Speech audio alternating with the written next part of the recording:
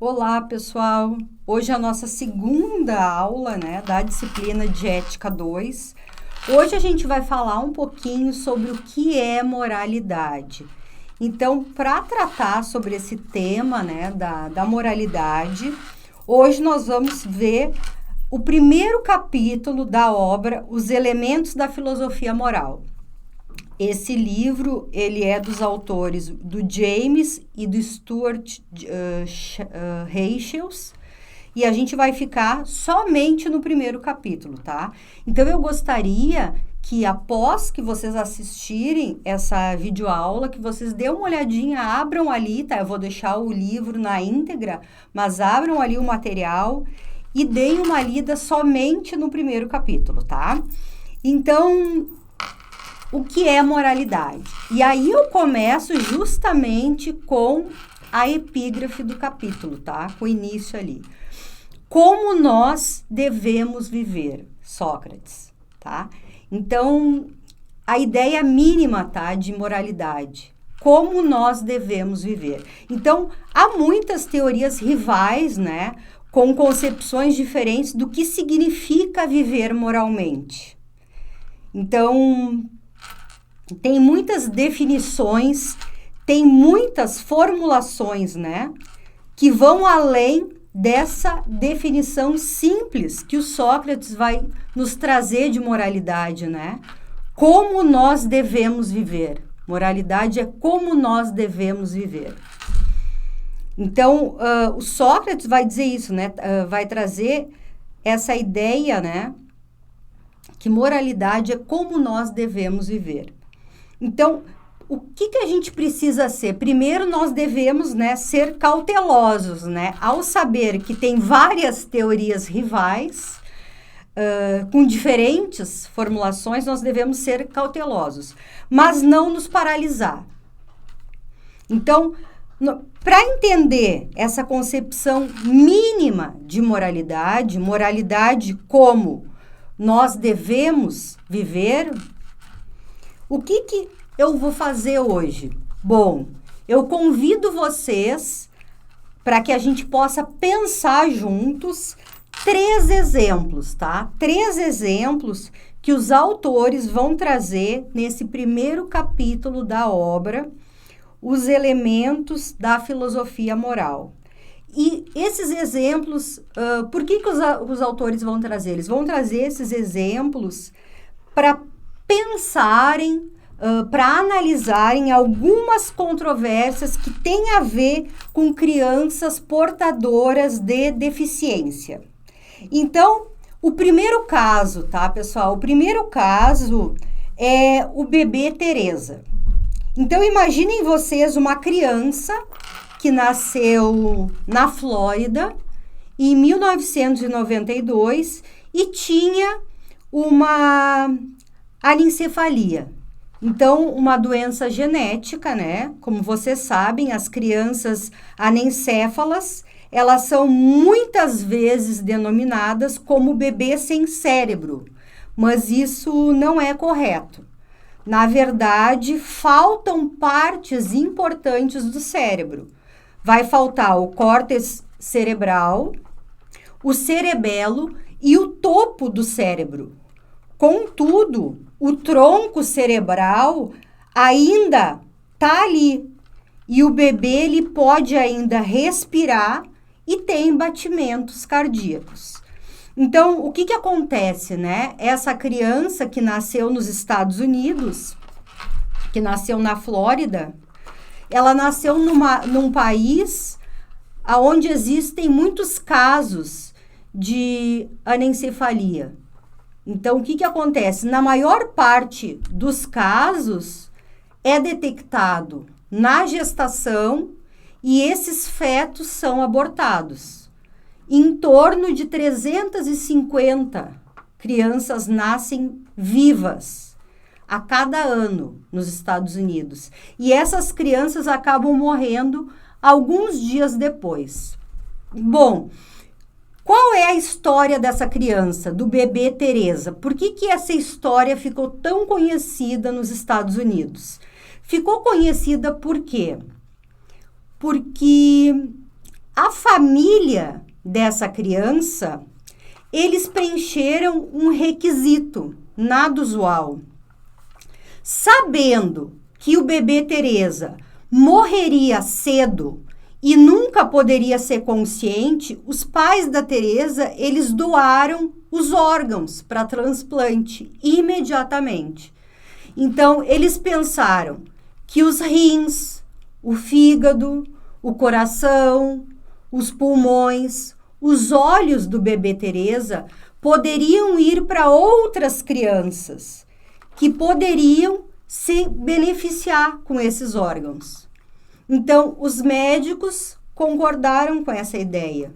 Milhares de crianças, né? Afinal de contas, milhares de crianças, elas necessitam de transplante.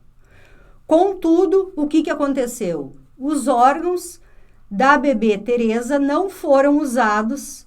Por quê? Porque a lei da Flórida proíbe a remoção de órgãos até a morte do doador.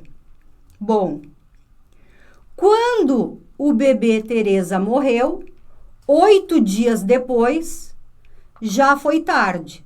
Os órgãos tinham se deteriorado muito para serem retirados e transplantados. Bom, aqui nós temos um caso, que é um caso do âmbito, né, da moralidade, né, um caso ético, e um caso que foi amplamente debatido.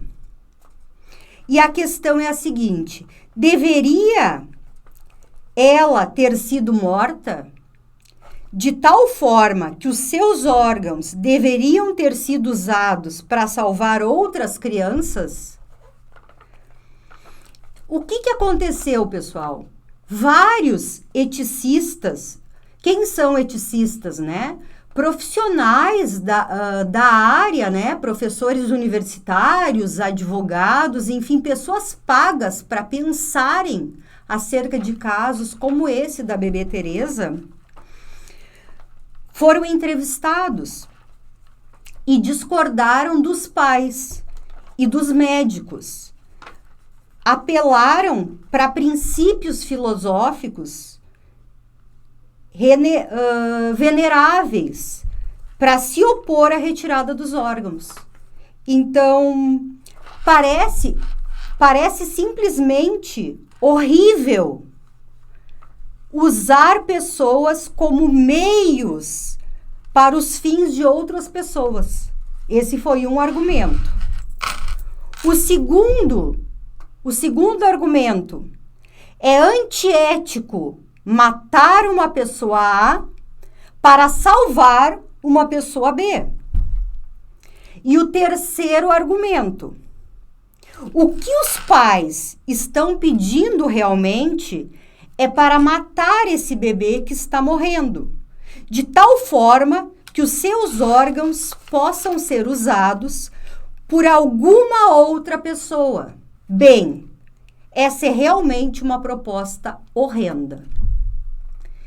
Então, eu pergunto, ela é uma proposta horrenda? O que a gente percebe? A gente percebe que as opiniões, elas foram totalmente divididas.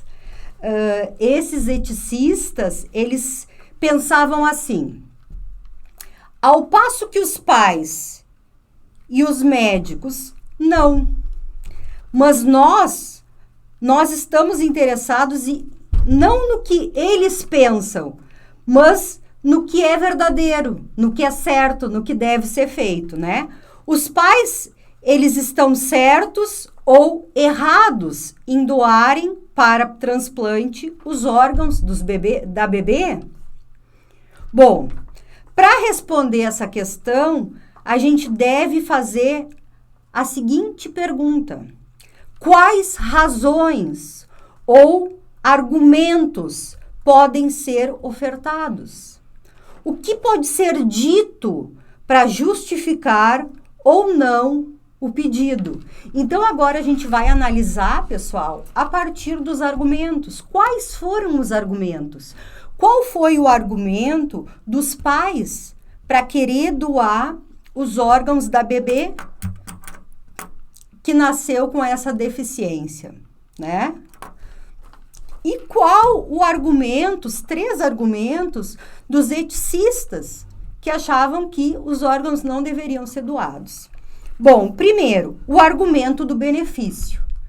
O argumento do benefício foi o argumento utilizado pelos pais. Então, os pais de Teresa, eles acreditam que os órgãos, eles não estavam proporcionando nenhum bem para a bebê Teresa. Porque a bebê Teresa, ela não tinha consciência e ela ia acabar morrendo cedo. As outras crianças, elas poderiam se beneficiar com os órgãos. Então, o raciocínio dos pais era basicamente esse. Se nós podemos beneficiar alguém sem causar nenhum dano, não vai causar dano a ninguém mais, nós devemos fazer isso. É isso certo? Eu pergunto para vocês, isso é certo? Estar vivo é um benefício somente se permitir a você continuar com atividades e pensamentos, sentimentos e relações com as outras pessoas. Se permitir ter realmente uma vida. Então, portanto, ainda que a bebê Teresa pudesse continuar viva por mais alguns dias, isso não lhe traria qualquer bem. Afinal de contas, né, pessoal? Ela tendo essa limitação, ela não poderia ter uma vida normal, né? Ela ia acabar morrendo mais cedo, toda a questão, né, das dificuldades, né, com as limitações. Bom, nós temos aqui o argumento dos pais para doar os órgãos. Agora, nós temos um dos argumentos dos eticistas. Não devemos usar as pessoas como meios. Bom, por que a gente não pode, né, usar as pessoas? Usar pessoas envolve, tipicamente, violar a sua autonomia. Então, a sua habilidade de decidir por si mesma como viver a sua vida. Então, de acordo com os próprios desejos e com seus próprios valores. Então, a autonomia de uma pessoa, ela pode ser violada através da manipulação, através de fraude, através de engano. Por exemplo, fingir ser amigo de alguém, né? Se aproximar de uma pessoa para ter um bem. Eu me aproximo da professora Flávia. Por quê? Porque eu não tenho carro e eu quero que ela me dê carona para eu ir para minha casa de carona. Eu me aproximo de um outro professor. Eu estou me aproximando desse outro professor porque eu quero que ele coloque o meu nome na publicação, que ele está publicando um livro. Eu quero que ele coloque o meu nome junto. Quero que o meu artigo seja publicado junto nesse livro. O meu capítulo seja publicado junto nesse livro. Então, eu tô ali, né, manipulando, tô enganando. Então, a autonomia é também violada quando as pessoas são forçadas a fazer alguma coisa contra a sua vontade. Isso explica por que usar as pessoas é errado, porque frustra a autonomia das pessoas. No entanto, voltando para o caso da bebê Teresa, retirar os órgãos dela não frustraria a sua autonomia. Por que não frustraria a autonomia? Porque a bebê Teresa, ela não tem autonomia. Ela não pode tomar decisões, ela não tem desejos e ela não pode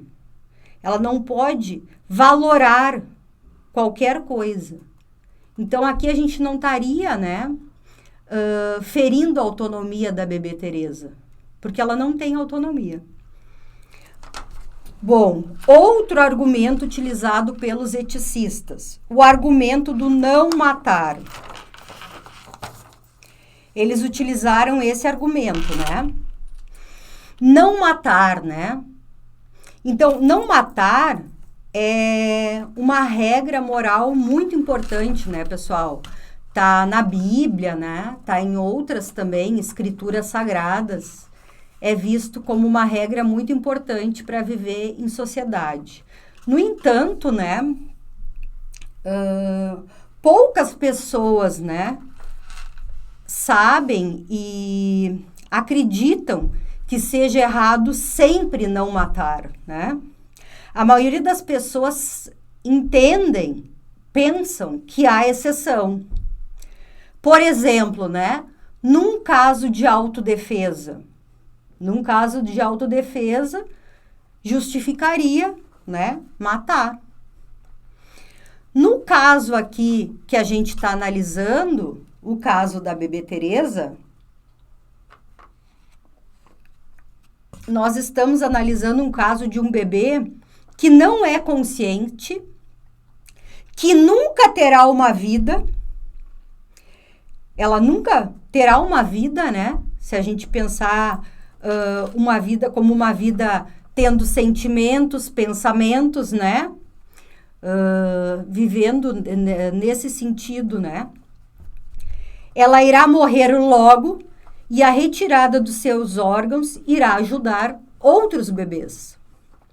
Então, há uma outra possibilidade ainda. Olhar a bebê Teresa como já estando morta. Eu vou trazer para vocês o que os autores do livro colocam aqui, tá? Os autores, eles vão nos apresentar o caso de um médico, o médico sul-africano Christian Barnard, que em 1967 ele realizou o primeiro transplante de coração em seres humanos.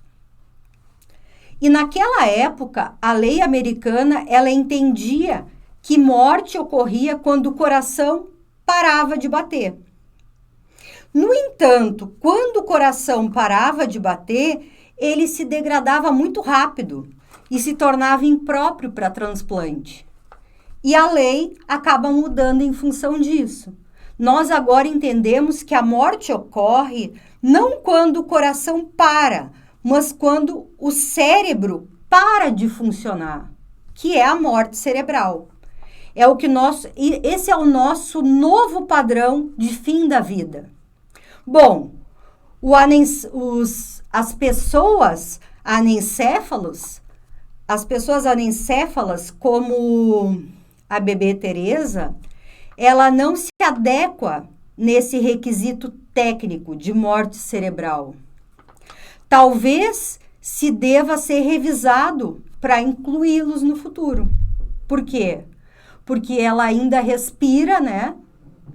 Ela ainda respira e ainda tem batimentos cardíacos. Então, ela não está, nesse caso, né? Não se encaixa numa morte cerebral.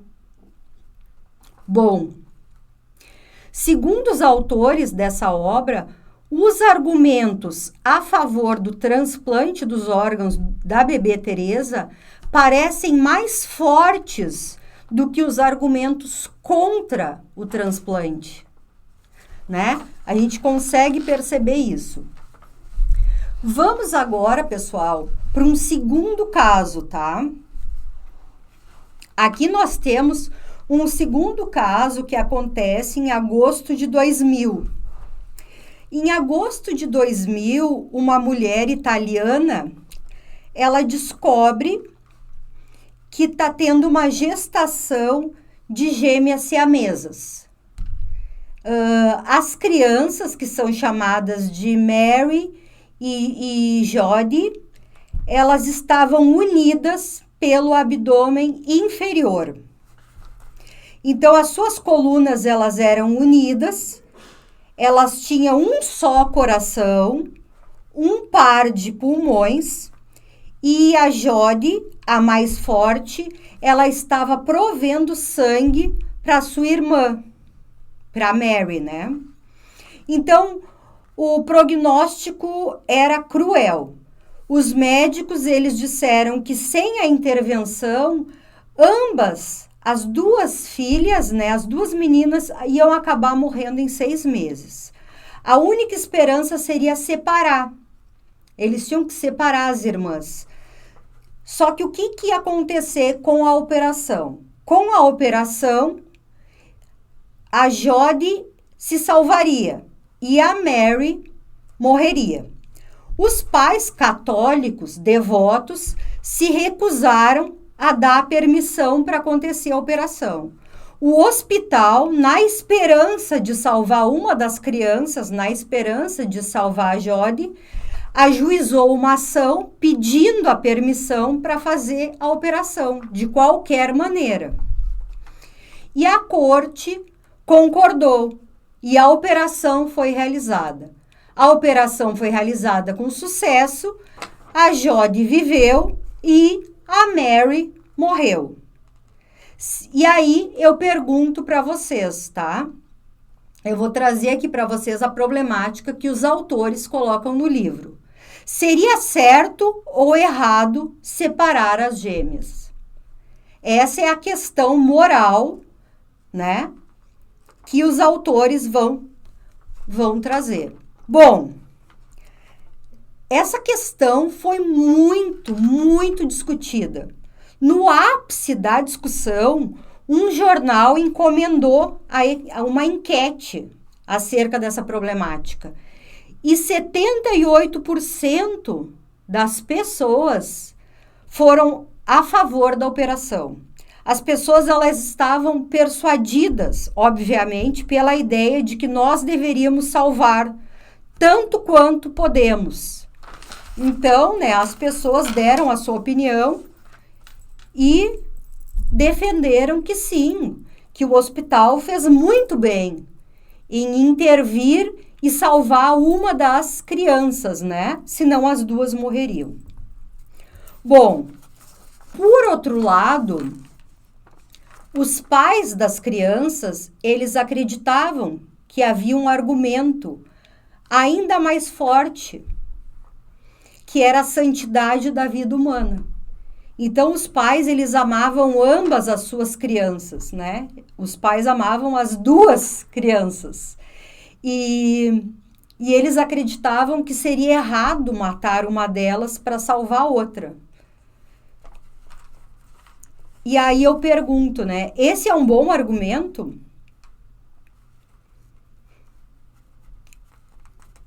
Os juízes, eles negaram que a operação iria matar a Mary, né, que seria a criança mais fraquinha, né, que estava recebendo o sangue da Jody. Os juízes colocam o seguinte: ela morreria, não porque ela seria morta intencionalmente, mas porque o seu próprio corpo não poderia sustentar a sua vida. Então, para os autores da obra, os elementos da filosofia moral, não interessa dizer se a morte ela foi causada pela operação ou pela fraqueza do corpo. De qualquer forma, ela morreria e nós anteciparíamos intencionalmente a morte. A questão é, matar poderia ser correto quando 3 condições fossem preenchidas. Então, não que o argumento não que a opção pela cirurgia tenha sido errado, mas o argumento dos juízes não foi totalmente correto. Por quê? Porque para matar uma pessoa, 3 condições devem ser preenchidas. E aí os autores vão trazer quais são essas condições. Primeira condição: o humano inocente não tem futuro, vai morrer logo. Bom, a primeira condição, né, preenche, né? Juntas, as irmãs morreriam logo. Segunda condição: o humano inocente não tem escolha de continuar vivendo. A segunda condição também preenche. Elas não teriam escolha de continuar vivendo juntas, né? Elas morreriam juntas. E a terceira, essa morte salvará outros. Então, a morte da Mary acabou gerando a vida, né, da Jody. porque senão as duas morreriam. Então, nessas raras circunstâncias, a morte de um inocente poderia ser justificada. Então, de acordo com os autores do livro, os juízes deveriam ter argumentado a cirurgia pelas condições, essas 3 condições que deveriam ser preenchidas, e não pelas limitações, né, do corpo mais fraco das duas, né, porque uma tendo o corpo mais fraco que a outra não seria uma justificativa, né, mas sim esses critérios para poder matar. Então, houve uma morte.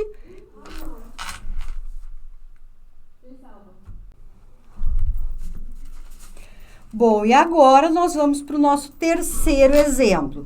O terceiro exemplo é da menina Tracy. Bom, a menina Tracy, de 12 anos, ela sofria de paralisia cerebral. Então, ela pesava menos de 18 quilos, morava no Canadá com a sua família.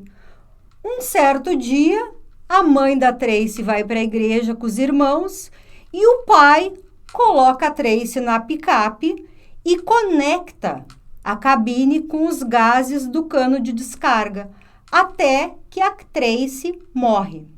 Então, quando conversam com a mãe da pequena Tracy, perguntam para a mãe o que ela sentiu, o que ela pensa, né, da menina estar morta, e a mãe da Tracy diz que ficou aliviada ao encontrar a filha morta. Bom, a questão, né, que os autores do livro colocam é a seguinte: o senhor Latimer, o pai da Tracy, ele fez alguma coisa errada? Bom, a condição da menina Tracy era catastrófica. A existência dela tinha sido reduzida a um sofrimento sem sentido, de modo que matá-la era um ato de misericórdia. Houve, porém, outros pontos que devem ser levantados e que agora a gente vai conversar aqui. Bom, então agora, né, a gente vai partir para outros argumentos. Bom, primeiro argumento: a discriminação contra os deficientes. Bom, digamos que seja recusado um emprego para uma pessoa simplesmente porque ela é cega ou porque ela tem uma outra deficiência qualquer. Ou vamos além, porque essa pessoa é uma mulher ou porque essa pessoa é de origem judia, né, uma mulher judia, ou um homem, né, judeu, ou porque essa pessoa é negra, ou porque essa pessoa, né, é de origem lá da Palestina, né? Então, a questão é a seguinte: é ela menos hábil para fazer o trabalho? É ela menos inteligente? Ela merece menos o emprego? Então, a resposta é: o senhor Latimer, o pai da Tracy, argumentou que a paralisia, né, no cérebro da Tracy, ela não foi a questão. Não foi a questão, então, dela ter uma deficiência. Mas a dor. A Tracy, ela sofria, né, muita dor. Ela passou por uma cirurgia muito grande nas costas, no quadril, nas pernas, e ela ainda tinha várias cirurgias, né, que estavam sendo planejadas. Isso tudo combinado com um tubo de alimentação, com placas nas costas, com a perna cortada. Então, como ela poderia ser feliz? Então, no julgamento do pai da Tracy, 3 médicos testemunharam sobre a dificuldade de controlar a dor da menina. Ela foi morta porque estava sofrendo e não havia esperança. Bom, então aqui nós temos o primeiro argumento. Agora a gente cai no segundo argumento, que é o argumento da ladeira escorregadia. Bom, se a vida de Tracy, ela é sem valor para ser protegida, e a vida de outro deficiente, de um idoso, de um enfermo, e aí a gente cai, né, pessoal, inevitavelmente na história. E a história vai nos levar ao programa de Hitler, né, a purificação racial.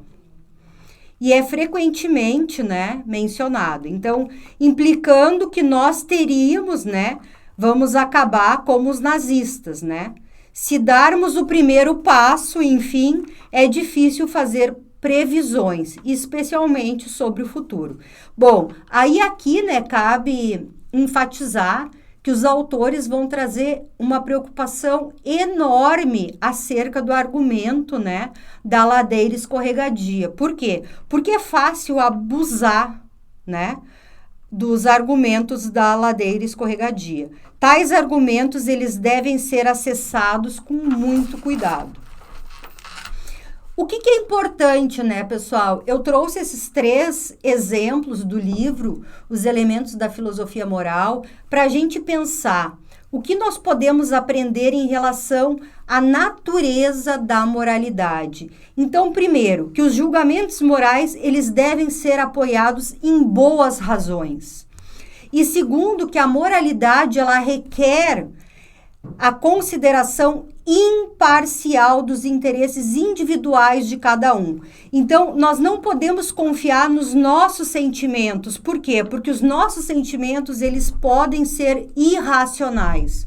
Os nossos sentimentos, eles podem ser produtos do prejuízo, do egoísmo e do condicionamento cultural. Por exemplo, o sentimento das pessoas sobre uma raça pode colocar a outra como sendo inferior ou superior. E aí a gente tem um exemplo da história, né? A escravidão como sendo o plano de Deus, etc, né? Então, julgamentos morais são diferentes de expressões de gosto. Ah, eu gosto de tomar café. Ah, eu gosto de bolo de chocolate. Então, nem toda razão apresentada é uma boa razão. Há bons e maus argumentos. E como a gente avalia um argumento, né, pessoal? Bom, a gente avalia um argumento fazendo uso da razão e da imparcialidade. Então, o agente moral consciente é alguém imparcialmente preocupado com os interesses de cada um, afetado pelo que ele ou ela faz. Alguém que examina minuciosamente os fatos e as suas implicações. Então, e aí, né, pessoal, só para finalizar o nosso encontro de hoje, né, a nossa videoaula de hoje, nós temos um grande desafio, né, que é o relativismo cultural, né? E aí eu trago para vocês o exemplo do Dário, né? O Dário, o rei da Pérsia antiga, né?